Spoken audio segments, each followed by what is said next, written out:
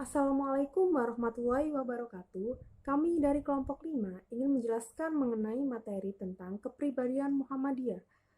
Untuk kepribadian Muhammadiyah ini dibagi menjadi beberapa sub pembahasan. Pembahasan yang pertama merupakan sejarah kepribadian Muhammadiyah dan yang kedua merupakan isi kepribadian Muhammadiyah serta yang terakhir merupakan sejarah kepribadian Muhammadiyah. Untuk pembahasan dari isi kepribadian Muhammadiyah ini dibagi menjadi beberapa sub pembahasan. Untuk yang pertama merupakan hakikat Muhammadiyah, yang kedua dasar dan amal usaha Muhammadiyah, yang ketiga pedoman amal usaha dan perjuangan Muhammadiyah, serta yang terakhir merupakan sifat Muhammadiyah. Sebelumnya perkenalkan dulu, nama saya Apriliani Mardianti Putri. Perkenalkan, nama saya Novia Dia Anggraini. Perkenalkan, nama saya Filza Ajuni Amalina. Baik, langsung saja kita mulai membahas mengenai materi kepribadian Muhammadiyah. Untuk pembahasan yang pertama, merupakan sejarah kepribadian Muhammadiyah. Sejarah kepribadian Muhammadiyah. Kepribadian Muhammadiyah muncul pada waktu Muhammadiyah dipimpin oleh Kolonel Haji Muhammad Yunus Anis pada periode 1959 sampai dengan 1962. Kepribadian Muhammadiyah ini semula bersumber dari uraian Kiai Haji Faqih Utsman waktu beliau memberikan pelatihan di Madrasah Muallimin Muhammadiyah Yogyakarta yang diadakan oleh pimpinan pusat Muhammadiyah. Beliau menjelaskan tentang apa sih Muhammadiyah itu. Kepribadian Muhammadiyah ini kemudian dimusyawarahkan bersama setiap pimpinan wilayah Muhammadiyah, yaitu Haji Muhammad Saleh Ibrahim yang berasal dari Jawa Timur, Raden Darsono yang berasal dari Jawa Tengah, Adang Afandi yang berasal dari Jawa Barat, serta kepribadian Muhammadiyah ini disempurnakan oleh anggota tim yang antara lain Kiai Raden Muhammad Wardan, Profesor Kiai Haji Farid Ma'ruf, Muhammad Jannawi Hadikusuma, Muhammad Jindar Tamimi, turut membahas Profesor Haji Kasman Singodimejos Sarjana Hukum, dan Prakarsa Kiai Haji Faqih Utsman. Kemudian, kepribadian Muhammadiyah dibawa ke sidang tanwir menjelang Muktamar ke-35 di Jakarta atau Muktamar setengah abad.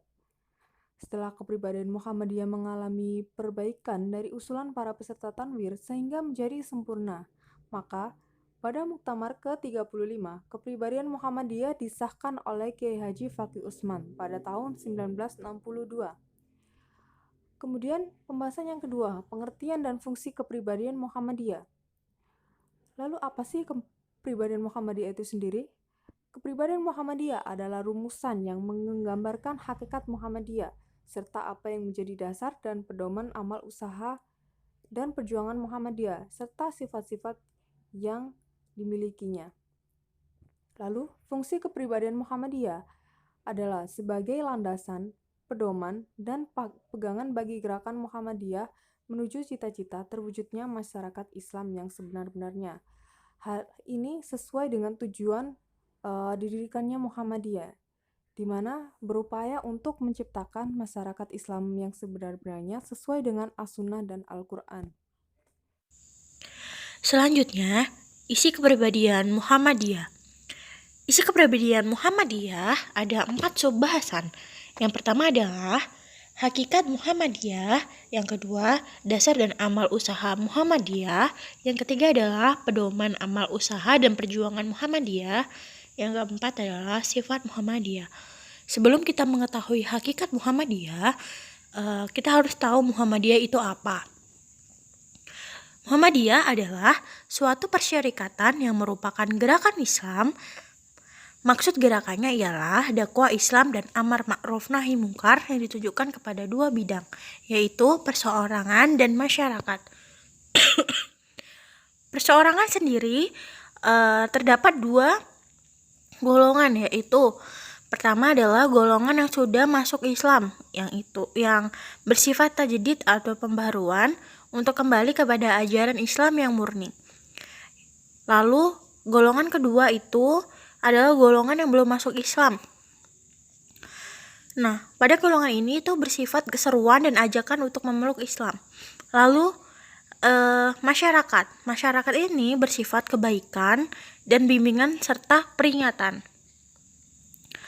Lalu hakikat kepribadian Muhammadiyah itu sendiri menjadi wajah dan wijahnya persyarikatan Muhammadiyah, yaitu yang pertama Muhammadiyah sebagai gerakan Islam, yang kedua adalah Muhammadiyah sebagai gerakan dakwah, yang ketiga adalah Muhammadiyah sebagai gerakan tajdid atau pembaruan. Yang kedua adalah dasar dan amal usaha Muhammadiyah. Yang menjadi dasar kepribadian Muhammadiyah yaitu yang pertama, hidup manusia harus berdasar tauhid, ibadah, dan taat kepada Allah. Lalu yang kedua, hidup manusia bermasyarakat.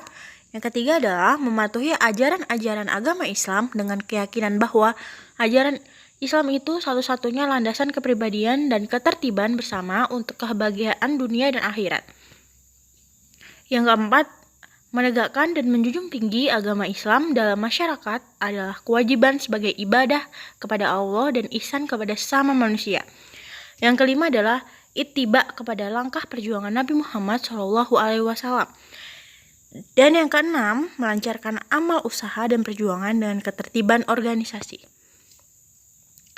Lalu, amal usaha Muhammadiyah terdapat di beberapa bidang. Yang pertama adalah bidang pendidikan.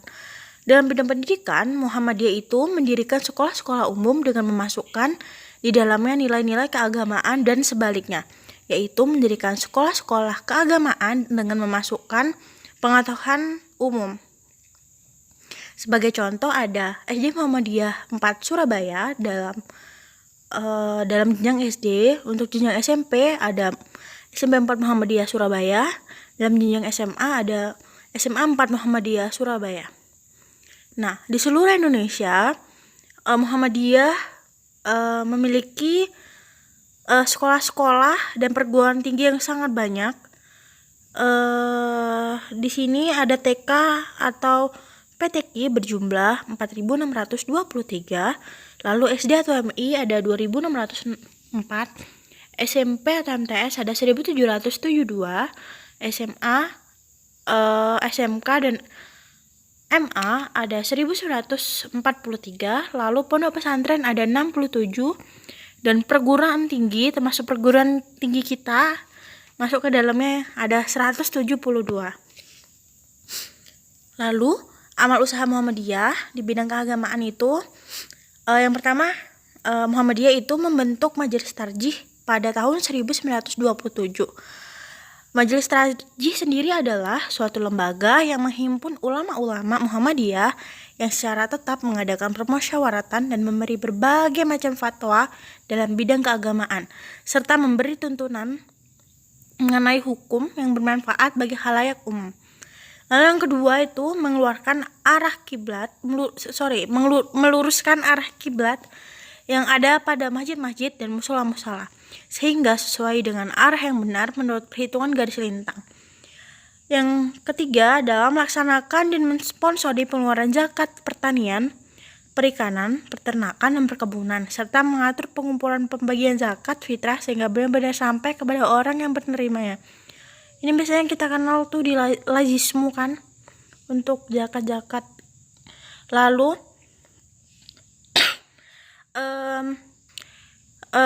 juga Muhammadiyah ini dalam bidang keagamaan ikut serta dalam pembentukan MUI. Nah, lalu amal usaha Muhammadiyah di bidang kemasyarakatan. Muhammadiyah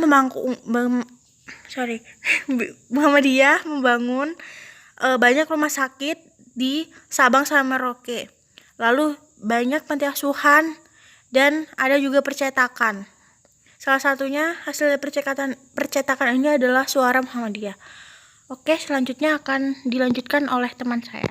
Pedoman, amal, dan perjuangan Muhammadiyah.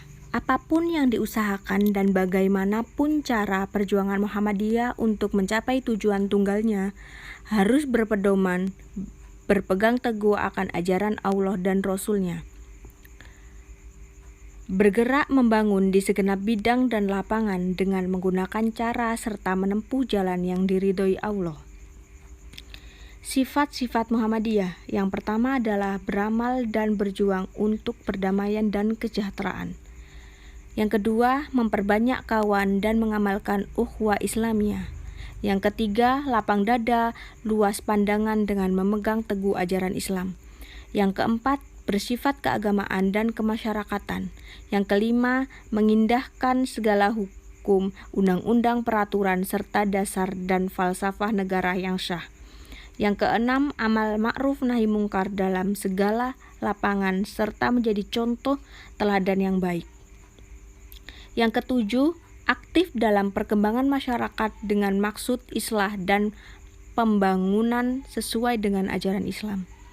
Yang kedelapan, bekerja sama dengan golongan Islam maupun juga dalam usaha menyiarkan dan mengamalkan agama Islam serta membela kepentingannya. Yang kesembilan, membantu pemerintah serta bekerja sama dengan golongan lain dalam memelihara dan membangun negara untuk mencapai masyarakat yang adil dan makmur yang diridhoi oleh Allah Subhanahu wa taala.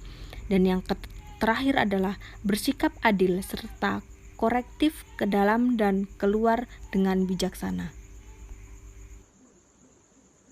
Sekian presentasi dari kelompok kami. Akhirnya, wassalamualaikum warahmatullahi wabarakatuh.